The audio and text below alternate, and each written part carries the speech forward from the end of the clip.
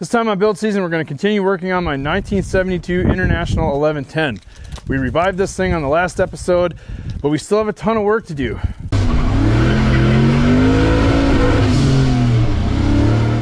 We received a little bit of feedback in the comments that we didn't get to see this truck during the day.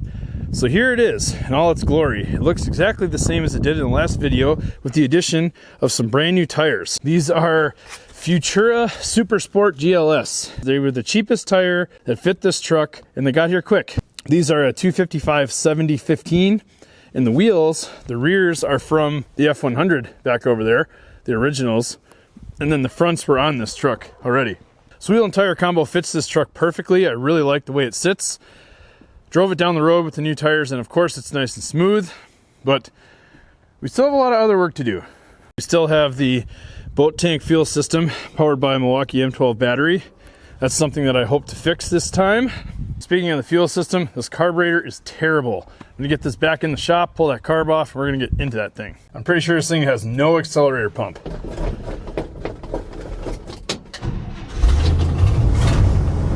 Maybe like half an accelerator pump shot. It doesn't like to idle either. So moving it around is a real trick.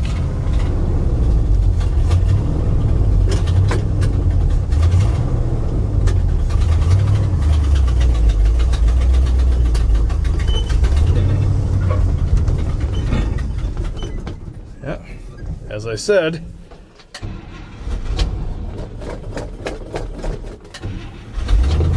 by the way, it's like 29 degrees in Wisconsin right now, and it's gonna snow today in November. Oh, this thing absolutely sucks right now, and I'm thinking it's just because it's sat forever. This is a Motorcraft. I believe it's a 2300. It's a very similar carburetor to what came on the Jeep Grand Wagoneer I had. Okay, here we go. Holy shit. I think this thing was leaking a little bit of fuel. Here's the carburetor, and here is a little pail filled with just a smidge of gasoline. Just trying to use the gasoline as a very effective solvent for getting all this crud off this carb. So here's the first look at this thing.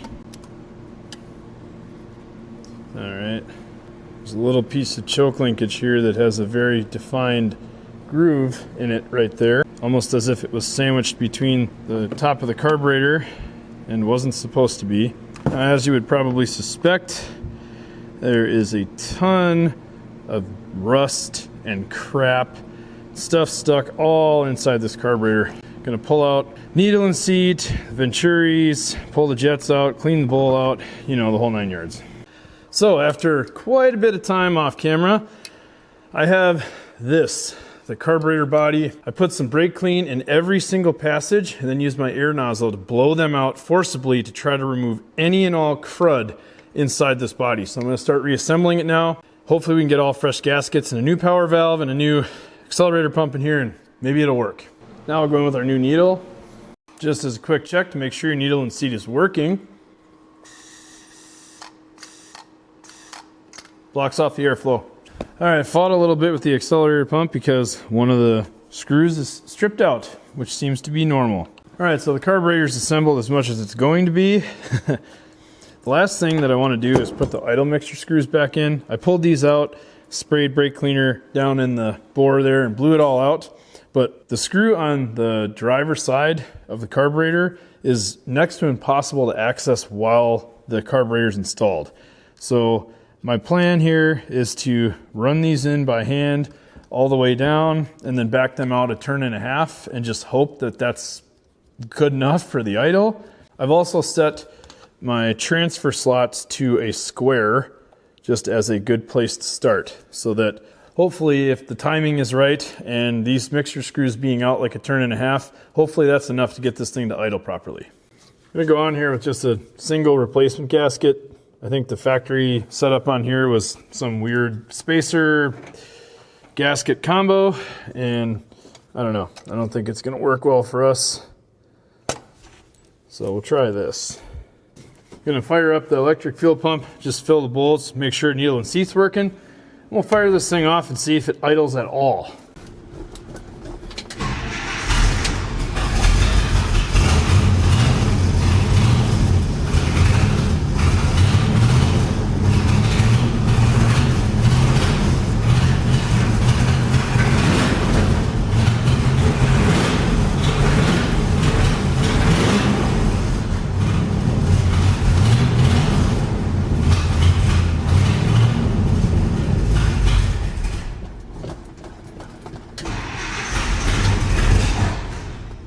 So as you probably saw there in that clip, this accelerator pump leaks right past the diaphragm because this one bolt is stripped out and will not get any tighter.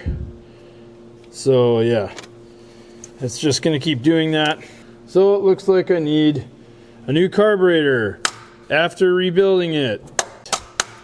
Piece of shit. Thanks, Motorcraft. So it's been a minute. I had dinner and that cleared my mind. Came back out here and I remembered that I have this. This is a Holley 2300 two-barrel carburetor, which came on some International V8s back in those days. So I think I'm gonna give this a very quick rebuild with some of the parts I have sitting around from other carbs and slap this on there and just give it a shot. Look at this. This random two-barrel Holley already has the aftermarket reusable bowl gasket on there. Pretty sweet.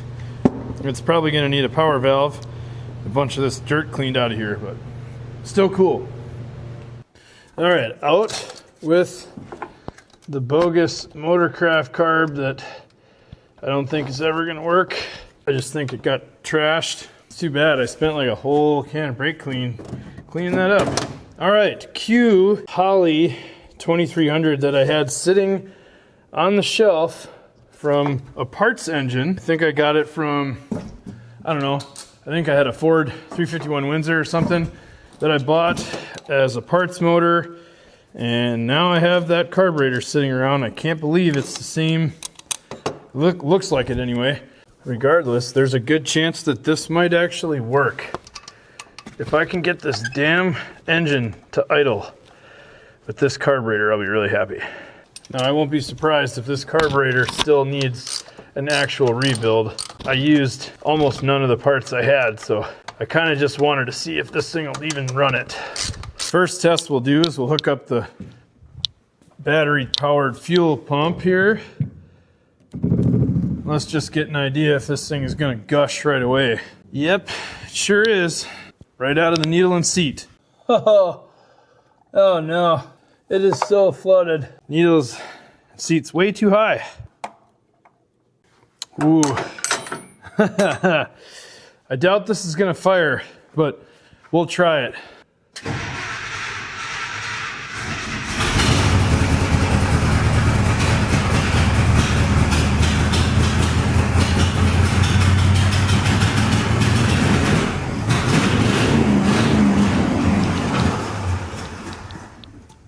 All right. Holy cow. We got a cloud. I just have to get this carb to stop absolutely blowing past the needle and seat. All right, so I found a random brand new needle and seat from a Holley kit that I had sitting around. This one does look pretty old. It looks like that O-ring was compromised in there. So we'll toss in a new needle and seat here and see if that will get us to stop overflowing this thing.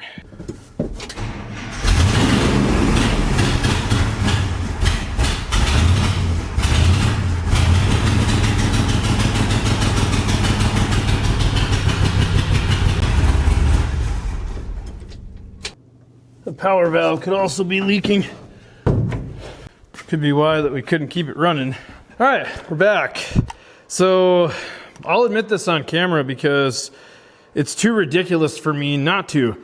My very, very hasty pull apart, clean, and reassemble of this carburetor, I missed two very important things, and I will give you a second to guess. If you guessed the jets, you were right. This thing was dumping 1,000,000 fuel into itself. I can't believe it even ran.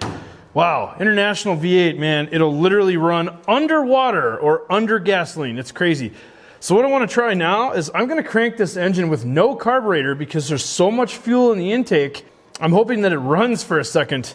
Either that or we'll get a giant fireball, one of the two.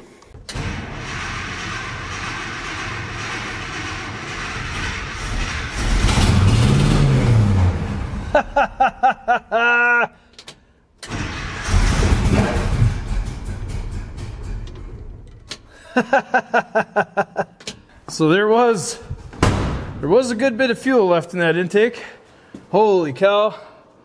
All right, maybe now we can hook up a fuel metering device, such as carburetor. It's the next day. I pulled this carb back off and I went through it again, cleaned it, spent a little bit more time cleaning out every single passageway, found a little bit more crud in there, put it back on.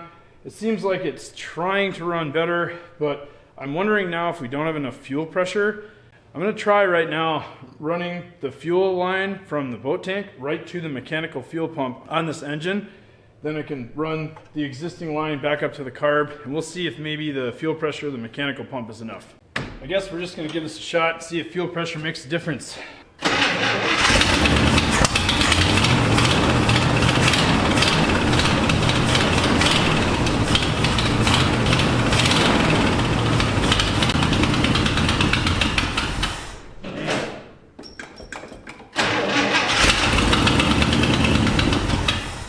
Try to take this thing for a short drive. I don't know. Maybe that will help me zero in on what's wrong.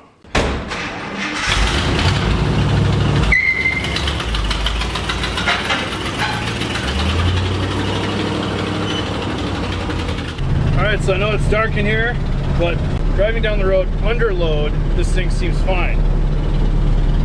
But it's when you roll up to a stop sign and things got to drop back down to idle, or when you're decelling, that's when the problem hits.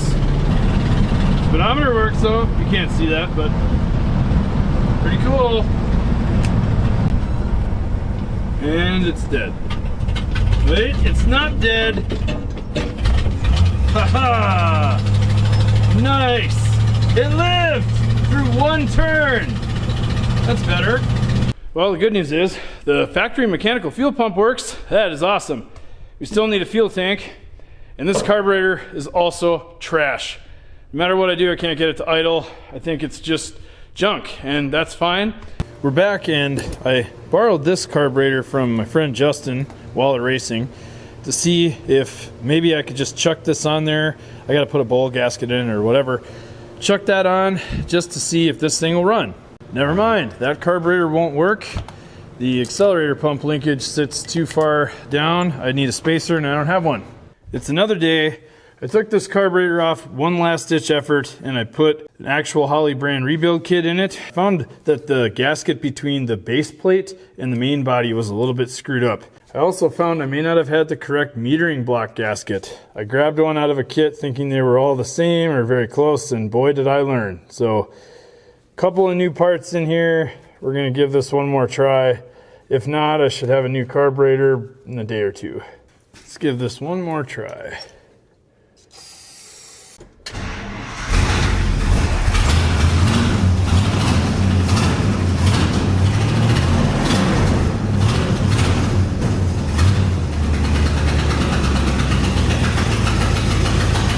Are you serious? Oh man, look at that, finally.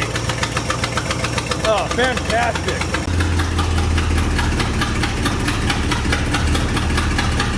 Wow, that's very low idle, but finally. So I had the wrong metering block gasket in there, as well as a couple other little consumable parts that I didn't replace. Look at that, she idles. Woo! All right, so I learned something here, and apparently when I'm working on cars like this, trying to be as cheap as possible sometimes burns me.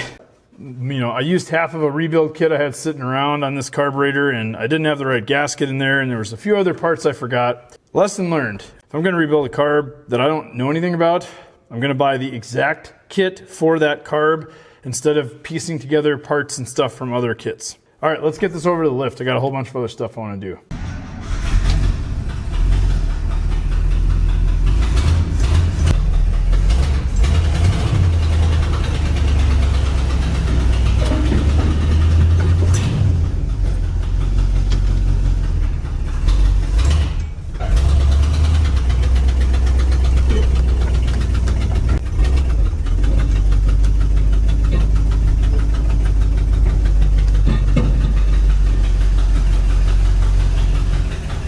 So here's what I'm after next. If you look at this, power steering belt's actually flipped over.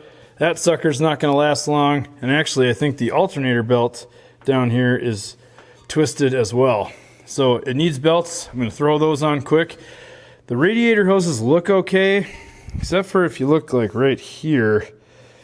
These things are kind of old. I have new ones. I'm going to toss those on. But then I'm going to get after this egregious exhaust leak. This was, I think this was a belt that was a spare in the back of this thing. Figured I would try it. I knew it was a little long, but that's not the story of my life. If you're curious, $74.50 for the power steering belt. And this truck doesn't have AC or the air pump.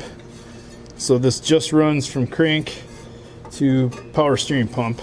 Part number for the fan and alternator, 7612. 7/16 belt, 61 inches long. Never mind, 7612 is the wrong part number. Do not order this belt. It is way too long. I think we need like a 7580 or something. I need to make a parts run to O'Reilly, but I think before that, I'll pop off these radiator hoses. They look pretty bad, especially that lower one. Finally got that bear of a clamp undone from the bottom. Ready for the mess.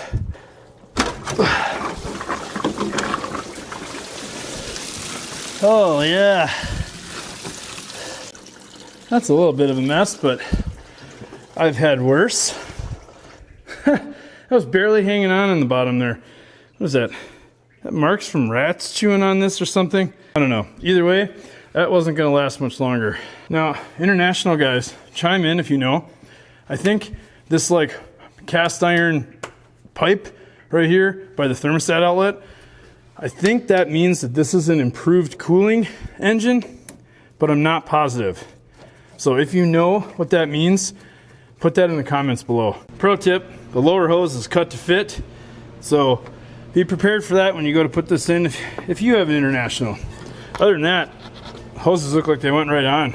Gonna top this off with some water and some fresh antifreeze. We'll run it a little while later to get it all circulated. I wanna go after that exhaust gasket. I suspect the problem is the donut gasket right there.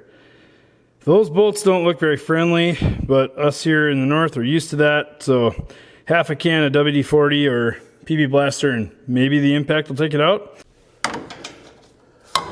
Oh, could just be that this was loose. I mean, I'm not going to celebrate until it comes all the way out. I don't believe it, but I think this other one is going to come out too.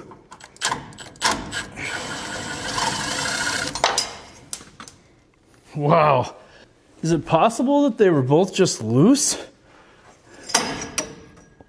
It's unlikely, but oh, nope, there you go. If you can see this right here, that is what is left of the sintered metal exhaust donut gasket. The rest of it is now in the exhaust pipe. That's okay. That is good news. Here's our new donut gasket. Go in with the flange. All it needed was a damn donut gasket, huh? I mean, that is fine with me. With all the fuel and shit that went through this the last couple days while I was figuring out the carburetor, it's probably good to do an oil change. It hasn't been changed since we brought it home, so. Yep.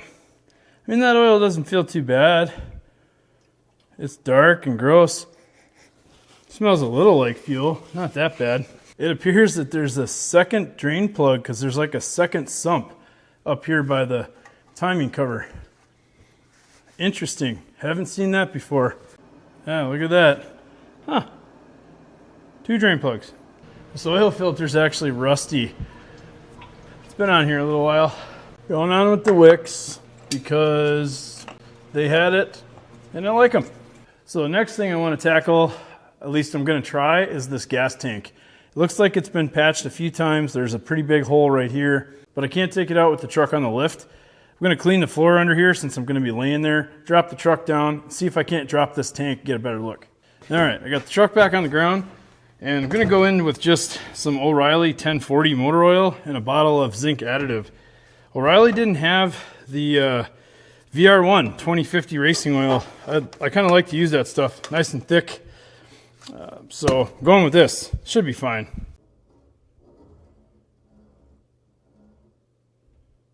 Also, just because I'm super curious, I want to make sure that that exhaust gasket is in fact what was causing all that noise.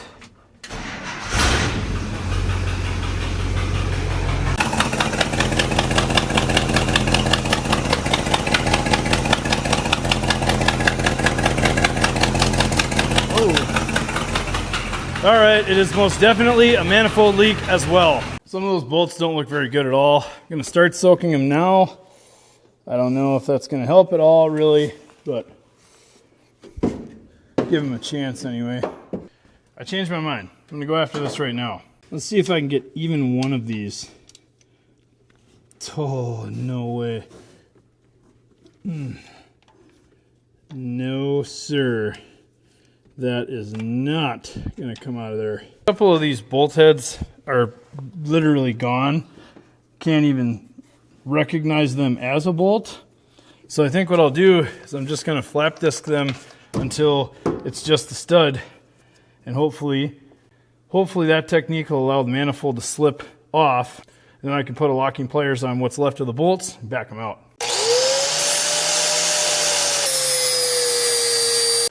So I've got the heads of all of the bolts ground off, at least as far as I can see.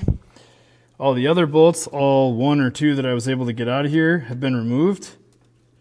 So I'm hoping now that with a little bit of luck, we can just pop this manifold off. So far, that seems like a no. I might have to do some more grinding. Whole lot of nothing on this. Ugh. I think maybe we need more grinding. I can't believe it, but I think so. After some more grinding, let's see if we have any movement now.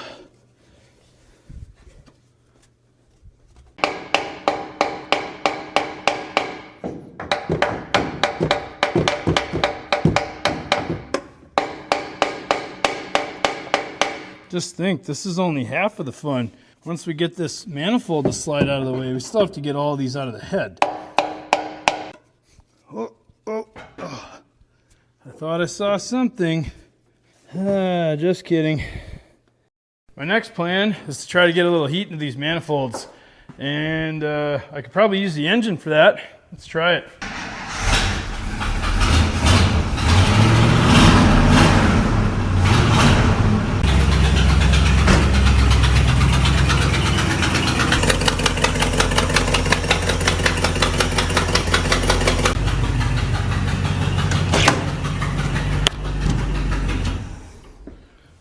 I'd say that's got some heat in it now. Back at it again. Yes, it's haircut and beard trim day. Only happens once every month or so. I think I'm just gonna go right to cutting the manifold bolts off so I can get this manifold out of the way. Wasted a lot of time on this. It's really not necessary. I have to get that manifold off to pound out those old rusty bolts anyway. Should have done this yesterday. Cut those bolts. Now the manifold can move out of the way. Starting to wonder if I think there was a gasket on these. If there is, I certainly can't see it. There's the critter right there. That's the exhaust manifold. So parts that I was trying to grind off right here, I ground the head off of that bolt, and I ground the head off of that bolt, hoping that I could get it out of there, throw this in the vise and go at it with an air hammer. My air hammer is one of my favorite tools, and it's because when this comes out, it means that I've lost what little patience I normally have, and I'm not screwing around anymore.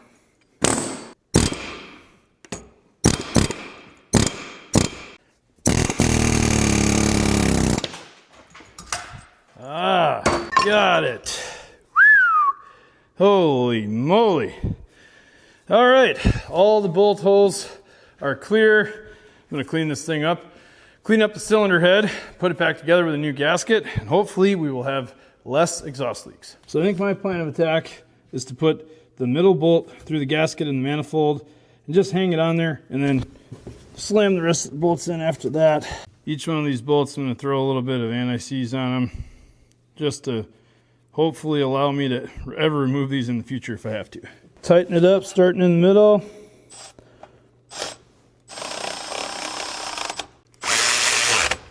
Kind of a sweet idea for a gasket to also function as a heat shield. Not bad.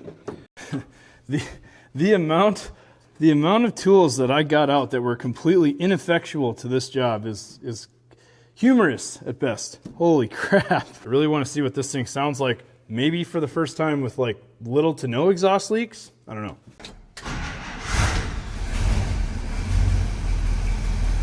Oh my goodness. Oh, it's still got a little leak. I think I know what it is. I'm gonna get some water back in this thing.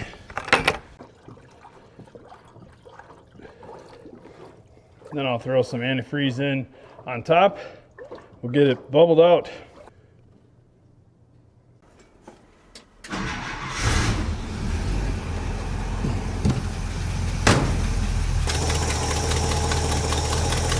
That's not gonna work.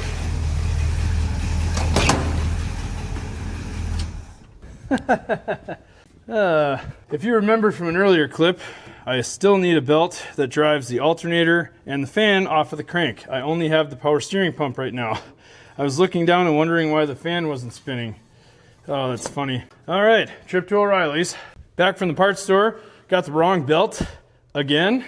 It's a little too short, but I at least now know that it's longer than a 75/80, but shorter than a 76/12. Picked up a new set of battery terminals because, well, just look at this thing. I'm surprised this thing cranked as good as it did.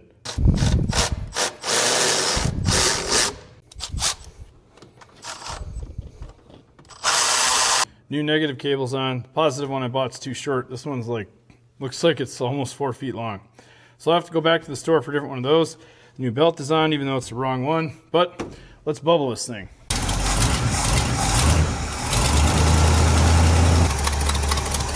Unfortunately, I still have a manifold leak on the passenger side. Probably could have used some high temp RTV.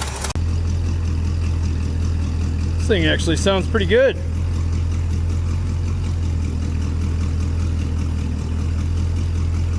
This thing's all bubbled out. Seems like it's perfectly fine. Thermostat's opening miraculously. Water pump's working good. I want to take it for a drive, but I live in Wisconsin and it's after 4 o'clock heading into winter, so it's dark.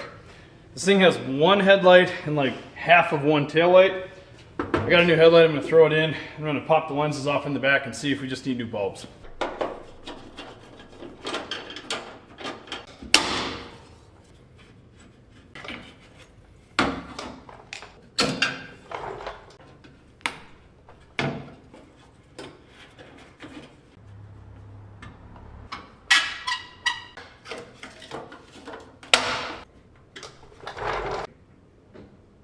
Hey, both headlights.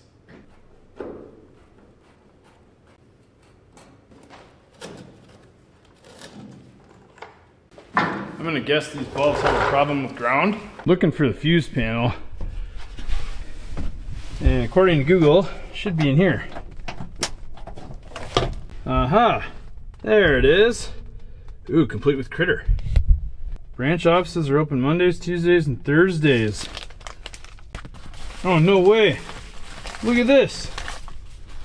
Oh, cool, dude. Look at this. These are all Polaroids. Did they swap this motor? Hell yeah, they did. Look at this. Oh man, this is cool. Look at how nice the truck looked back then. There's the new motor going in. Maybe these are just reference pictures to see how stuff hooked up. What else do we have in here? Some NGK plugs. Ooh, exploded battery. Finally, a tape measure small enough for me to use. Spare taillight bulbs. Let's put all this back in there. So, fuse-wise, what do we have?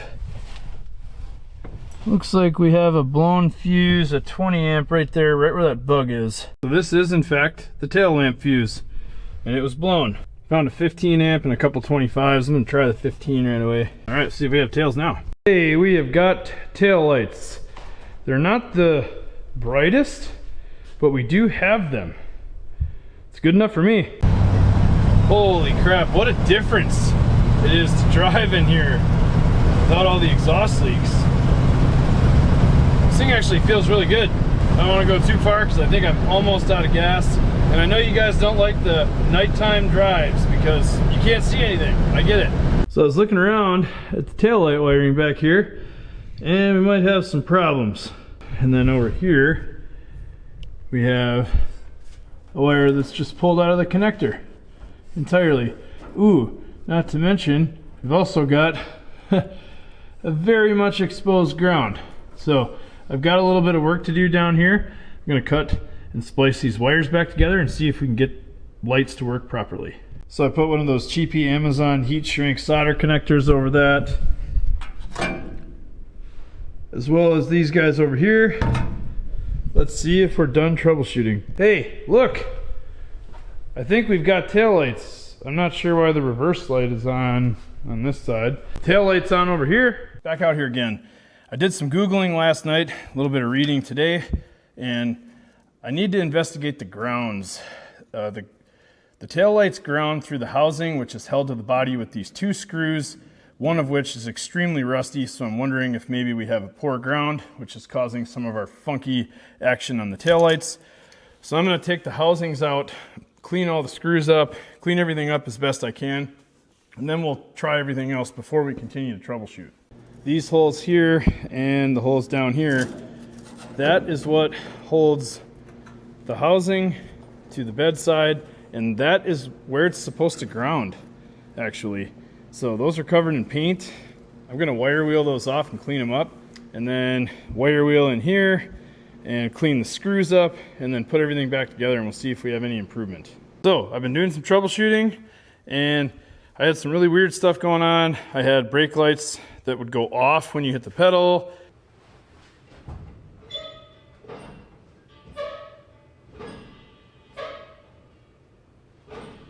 So I think I figured this out. And like with most old school, like hot rod or muscle car lighting with like 1157 or single or dual filament bulbs, they ground through the housing. And as I mentioned in the previous clip, as I mentioned a while back, I did clean up all that stuff, but I still had no ground. So I took one of the mounting screws and I just put a piece of wire with a ring terminal on it, and I came under here and I found this. That is a broken ground wire that I believe came from the marker light wiring, which is broken off right here. And that white wire, believe it or not, is the ground for this brake light and tail light over here. So I'm assuming that the same thing is going on the driver's side, and I'll have to add or make sure that there is a ground on that side as well.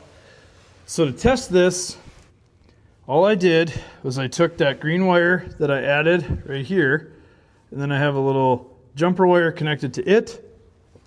If I come back up here, clip my jumper wire right to this little stub of wire that's still connected to the frame, and the light's on, I now have a good, solid taillight illumination. But you're wondering, what about the brake lights? Just move this jack stand forward to hold the brake pedal down, and would you look at that? Nice, bright, shining, both filaments illuminated. Just have to do the same thing on this side, and we should have working tail lights. All right, one more time now with more ground. Tail lights. All right, that one looks pretty good. This one looks pretty good. All right, brake lights. Let off. One more time. Let off. Damn. Still don't have brake lights on the left side. So, I know it's dark, but I traced the wire all the way back up to the engine bay, and I found the bulkhead connector. And if I put 12 volts on this wire. That's our brake light, and that's our tail. So brake, tail. So now I know that I've got good wiring all the way back to the bulb, and I've got a good ground. I just don't have good brake pedal signal right to this bulkhead connector under the hood. I put a jack stand up against the brake pedal just to keep it depressed. This connector right here,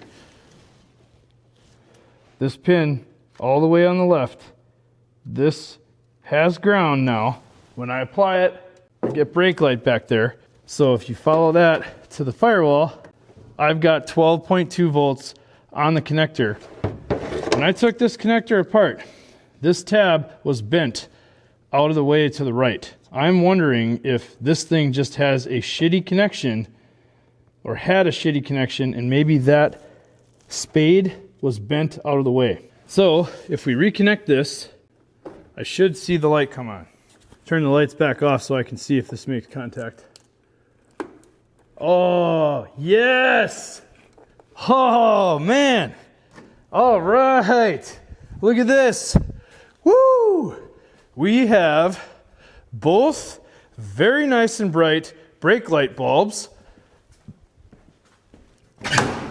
And then if you turn the headlights on over there, come back over here, I can see that both filaments are on. Yes! Nothing feels quite like finding the problem in an exceedingly simple lighting circuit. So we've got lights now. We can drive around in the dark in Wisconsin after 4 p.m. Another thing I tested earlier that accidentally works. The friggin' horn works! Woo! Next thing I want to do is try to get the tailgate put back on here. Now obviously I have a ton of rust repair to do in the back of this bed. Not going to start any of that today, but I do need the tailgate to at least be on here so that stuff in the bed doesn't fly out.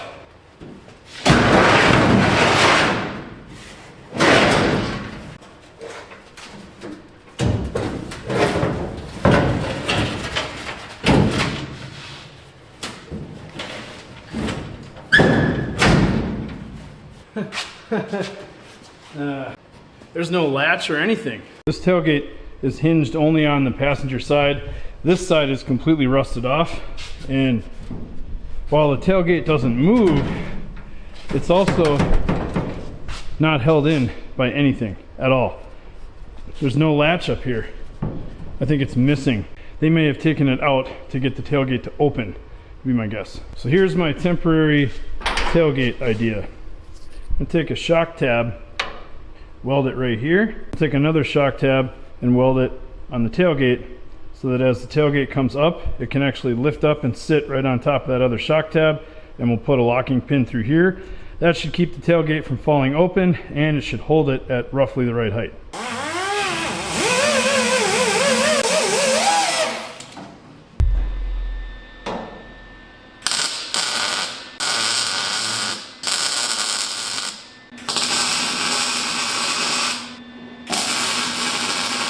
So obviously this is gonna suck, having to put the tailgate back on every time. There's no hinge.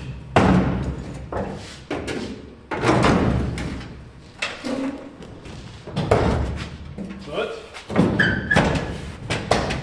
at least I can now keep the tailgate from moving around, throw a bolt in there. It looks somewhat remotely close. Maybe it'll flap in the breeze, but it's at least not going to go anywhere. I know that this is a butch way to do this, but it'll work. It'll be fine until I do rust repair on this truck, which is going to be later in this winter. The whole corner stake pocket is going to have to be redone, cut out anyway. So I'm not really losing any sleep over welding some crap back to it just for a few months. Last thing I'm going to try to go for is that fuel tank like I mentioned earlier. So this is a cab fill, but the tank is actually under passenger side floor. In order to get it to drop, you have to move the seat all the way forward and then undo the filler neck right here. And then the two gas tank straps underneath, and the tank will drop down. See back in there, that is the filler neck. Undo the lower clamp and the fill spout on the tank should pull right out.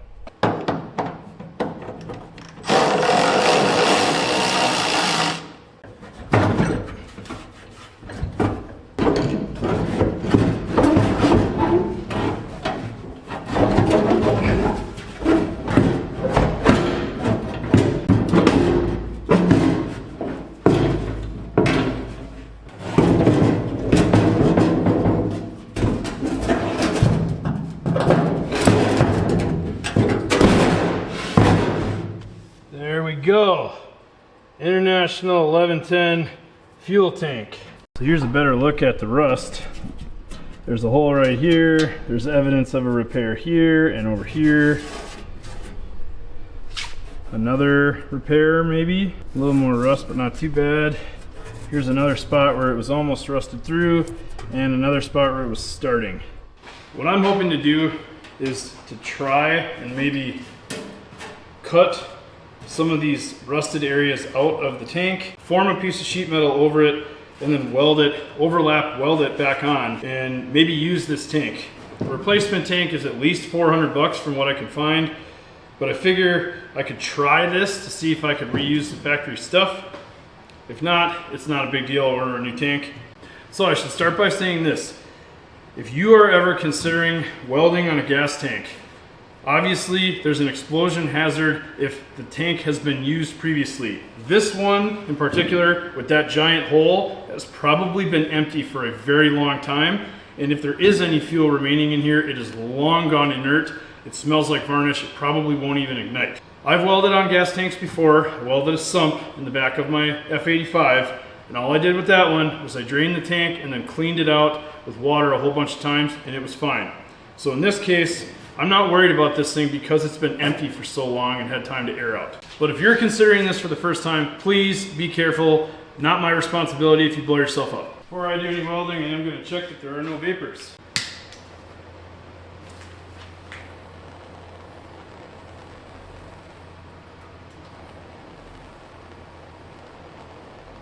All right. If it doesn't ignite with a lit propane torch shoved in the tank, we're good.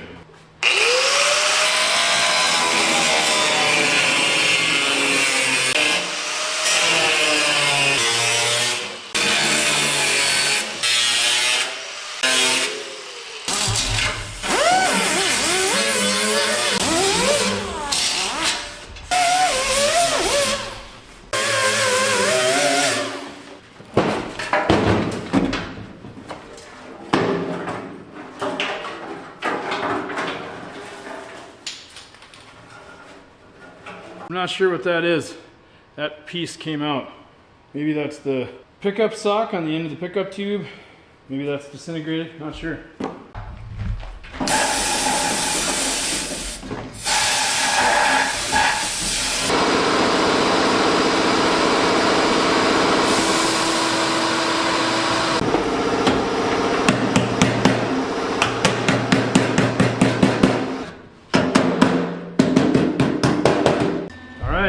Got my patches made. Just going to use a magnet here to hold the patch in place. Start tacking it around the outside and sort of working it into place, trying to fill all the gaps and stuff. This is a lot like body sheet metal. It's just a gas tank, so once you take the explosion risk out of it, it's really just sheet metal.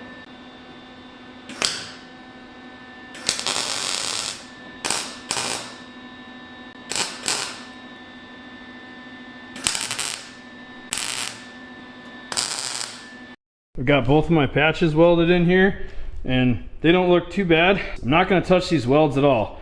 I'm going to take this tank outside, fill it with water, wash it out, and then I'll apply the blower side of my shop vac over there to the inlet, and I'll actually pressure test this thing for leaks. That way I can see if any of my welds are leaking. I'll go back over them, weld them again, and then after that I'll probably coat this with JB Weld just as an extra level of insurance. So we're back inside. I've got the blower side of my shop vac taped onto the fuel fill, and then all the ports on either side, everything has been taped off. I'm going to let the blower run for the shop vac, and then I'll spray soapy water over all the welded areas to make sure we have no leaks.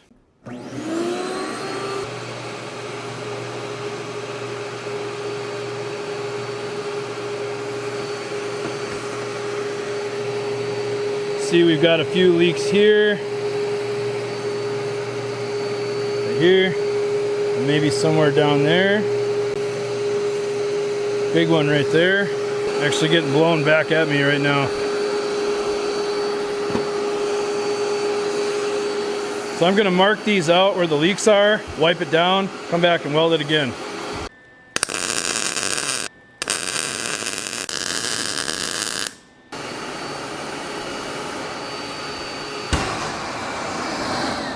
It actually seals up so good now that I might have to pull off one of these caps on the ports because it's making too much pressure. After multiple iterations of pressure testing with the blower, soapy water, welding over and over again, I think I'm happy enough with the way these welds are. I don't see any leaks anymore, so I'm going to come back and just very lightly grind all these welds, and then we're going over the whole thing with JB Weld. We're going to let that set up. Hopefully we have a gas tank.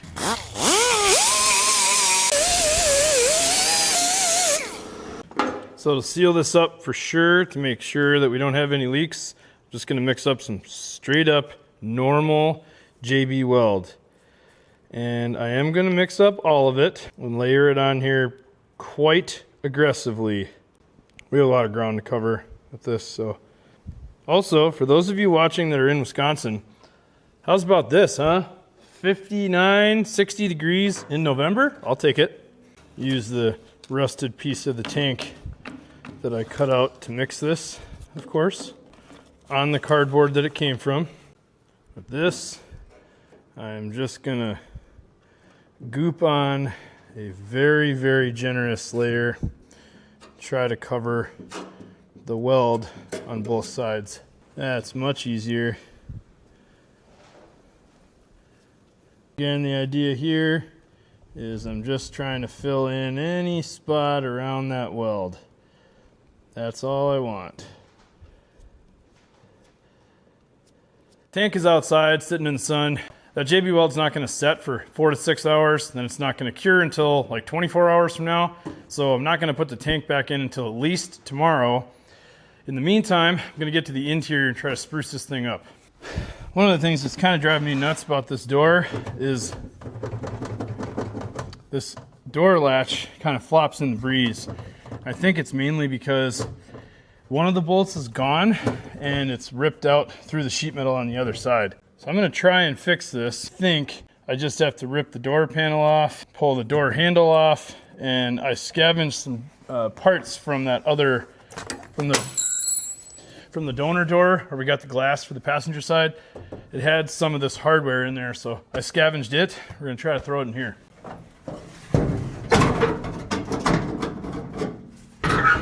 Surprising, very little mice nest in this. That's the door lock rod. They like to fall over when you get that out of the way. Get my hand to the back side of that. Heck yeah. And the other one, looks like the nut is almost pulled through, but I'm thinking with the addition of the second screw, this thing should firm up. Oh, and it looks like there's a reinforcement plate that's supposed to be here. That should help a bunch too.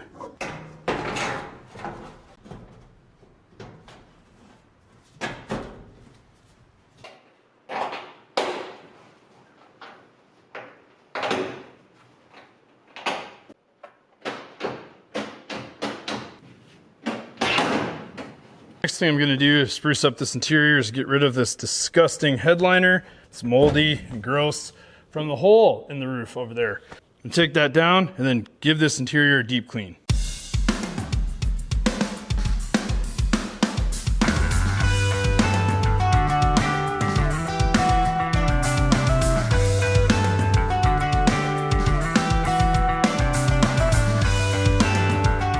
Well, it's certainly not the best, and these cheapy seat covers from O'Reilly's definitely do not fit, but this is a stark improvement over what it was. So I'll take it. The interior now smells like cleaner instead of mildew and bugs and other things. The headliner is gone, nice little rust spot up there. Other than that, this thing is pretty decent. I think for my last trick, I'm gonna do the wrong thing and lightly hand polish this truck. I know it looks pretty good as it sits. I'm hoping I can just put a little bit of protectant on there. I don't know. This truck will occasionally be parked outside. See if I can improve it at all. Well, that was an epic failure.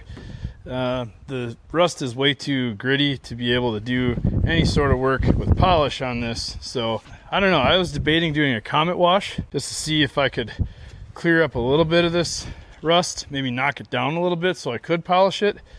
But as of right now, maybe we'll just leave it as is. So I gave up on trying to make this truck as pretty as possible on the outside. It's really not what I want to be doing right now. I'd much rather just drive it around.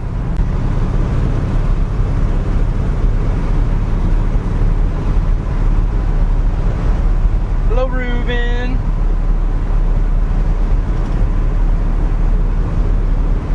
It's pretty incredible. This truck rides really, really good.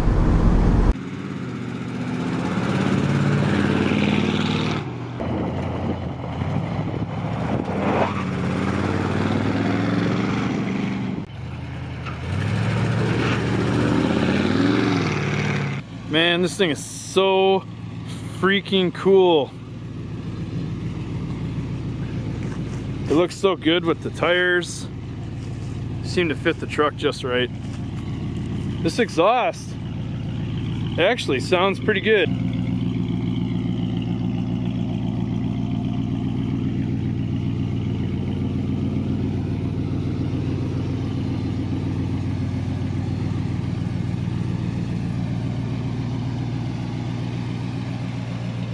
This is one sweet truck.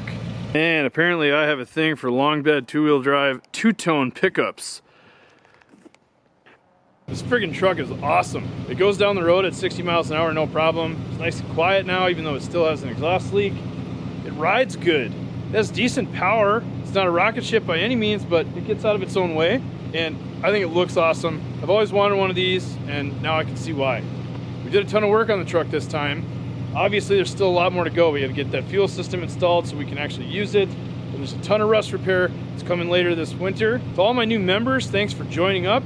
To all my new subscribers, thank you so much for that.